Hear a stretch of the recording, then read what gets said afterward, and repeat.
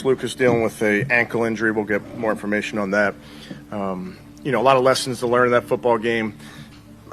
2 giveaways really were the difference there in that first half, because I thought we were doing some really good things. But then we got that takeaway, had a takeaway negated by an offside. So we're just trying to hammer home how important it is to win that turnover margin in these football games. But I thought by and large the guys competed like crazy, which they did this week as well. So I was pleased with the effort.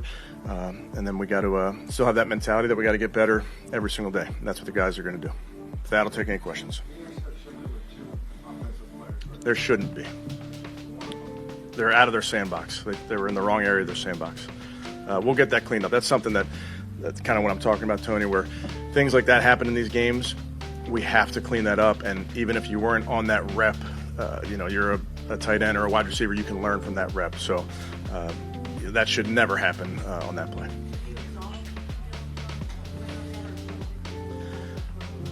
Yeah, obviously that can never happen on that play. There's things, not all interceptions are created equal, but we can't do that as a football team. Yeah, plenty to clean up.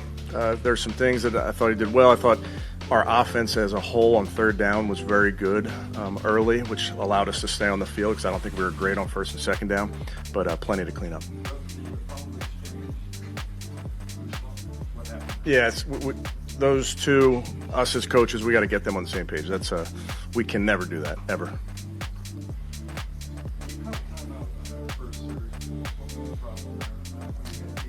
Yeah, didn't like the defensive look.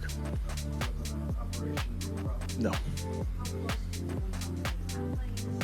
Well, I think you have to be so careful, Mary Kay, with these type of injuries, and we have to protect players from themselves. And sometimes guys want to play so bad, and you just have to make sure that they can protect themselves, make sure that they can go perform. So that's all it was, just getting as close to kickoff as we can to make a prudent decision for the young man.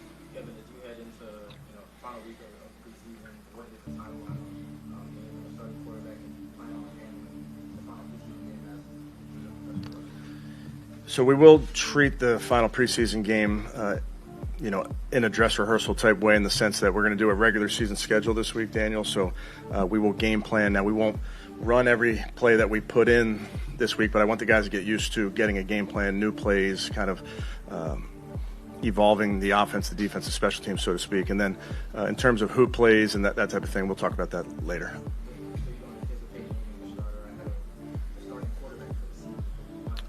Let's get through today, and then you and I will chat.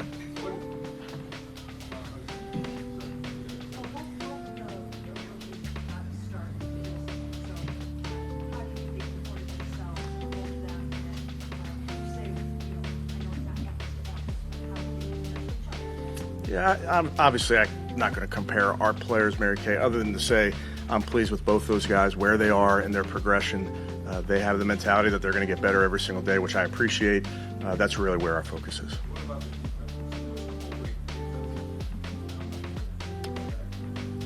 Yeah, again, I'm not going to characterize it. I'll tell you, I was really pleased with Wednesday and Thursday, really pleased with the guys today. Obviously, our brand of defense, Tony, as you know, you have to play really, really hard, and you got to compete like crazy, and I think that's what you see from our guys.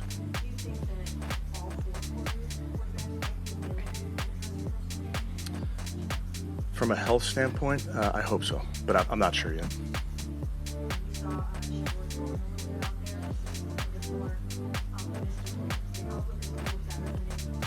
No, I'd say it's all rehab. We're being very smart there, but hopeful that he's going to get better quickly.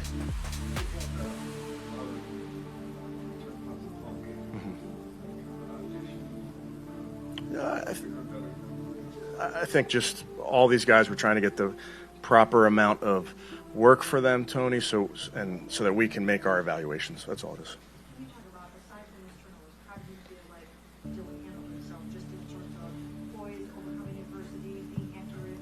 Yeah, I thought operation was good. That's when you go into these games, I know it's kind of boring, but that's what you're looking for from the quarterbacks, to orchestrate, get guys in and out of the huddle, make the right calls, send the motions, all those type of things. So I thought he did a good job with that.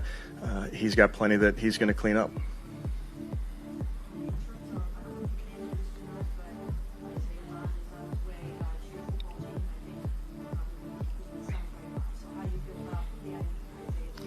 Yeah, I really don't have any update there, Mary Kay. Also don't have an update there. Good.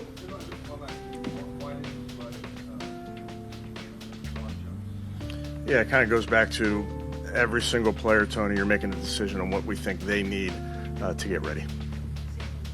Correct. Okay, thanks, guys. Daniel, both rookie QBs in Cleveland dealing with injuries. So what's the latest on the health of Dillon Gabriel and Shedeur Sanders? Good morning, Jay. We'll start with Shedeur Sanders, who we're not going to see an encore performance from today. He's being held out because of an oblique strain that he suffered last Wednesday. The Browns say that he's day-to-day, but there is some hope that he'll be able to return to practice next weekend in time for that preseason finale. He's just getting some treatment and some rest in the meantime. Now, as for fellow rookie Dillon Gabriel, he's been dealing with his own injury, hamstring tightness, that kept him out of last week's preseason opener. But there is some optimism that he'll be able to start today's game. He's just going to be evaluated this morning before getting the all-go. If he's cleared, he'll start. We'll see a lot of him and Tyler Huntley behind him, but if not, it will just be Tyler Huntley as the only other available quarterback to play today. All right, Daniel, we appreciate you. Thank you so much. Now, let's send it back over to Shay. All right, Sam. So the Browns quarterback situation has been one that we're obviously been monitoring really closely. So many QBs, and now they've got injury issues to add on top of that. How do you think the Browns have handled that quarterback situation? I think the quarterback situation is actually handling itself. The Browns are letting the quarterbacks play it out, but the quarterbacks who are available are showing what they can do. We saw last week, Shedeur Sanders was healthy. Kenny Pickett and Dillon Gabriel weren't. Shedeur Sanders shined.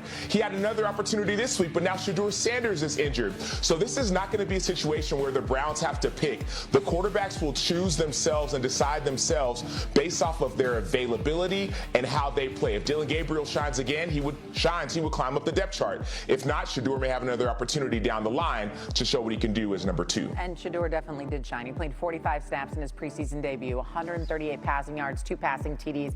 Pretty impressive. Sam Acho, thank you. Harris looking at some of the biggest storylines in Saturday's NFL preseason action, starting with the Browns visiting Philly, where Shedeur Sanders out with an oblique strain. Third-round pick Dillon Gabriel likely the starter after he missed last week's game with a hamstring injury. As for the Colts QB battle, Daniel Jones will start today against the Packers, but Anthony Richardson is expected to get the majority of the first half reps as Shane Steichen seeks to make a QB decision, quote, sooner than later. For the Vikings, J.J. McCarthy will be holding the clipboard when Minnesota faces New England after squaring off in joint practices earlier in the week. On the other side, Drake May expected to get some snaps for the Pats.